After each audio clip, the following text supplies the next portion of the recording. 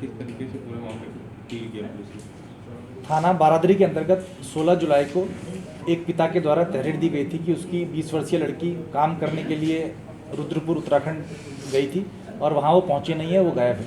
इस आधार पर पुलिस के द्वारा इसमें गुमशुदगी दर्ज की गई थी और उसके बाद छानबीन की जा रही थी कि जो वादी है उसकी लड़की कहाँ चली गई है।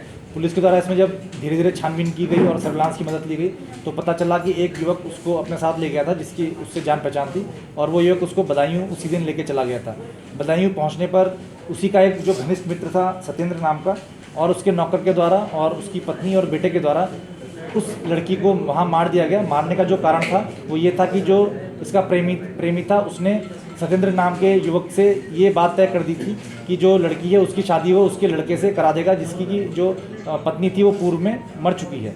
तो शादी कराने का जो प्रस्ताव जब ये लड़की के सामने रखा गया तो लड़की के द्वारा साफ इनकार कर दिया गया और लड़की के द्वारा वहाँ पर चिल्लाने और इस तरह के बचने बचाने की बात की जाने लगी। तो इनके द्वारा डर के मारे उस लड़की का वहाँ पर गला घोंटकर उसकी हत्या कर दी गई और वो जो लाश है उसको वहाँ जो नदी बहती है अरिल नदी उसी के किनारे उसको दफन कर दिया गया और सारे जो साक्ष्य हैं उसको मिटाने का प्रयास किया गया।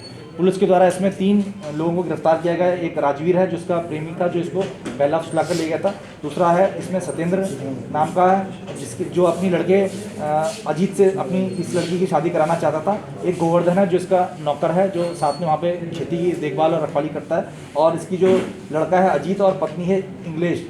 तो ये सब 5 लोग हैं इस पूरे घटनाक्रम में शामिल हैं। इनमें से 3 को अभी गिरफ्तार किया गया, बाकी 2 को जल्दी गिरफ्तार किया जाएगा और उनको भी गिरफ्तार करके जेल भेजा जाएगा। जो पूर्व का जो प्रकरण है उसमें 302 और 201 आईपीसी की जो धाराएं उनकी वृद्धि की गई है और इसमें विधिक कार्रवाई अभी प्रचलित है।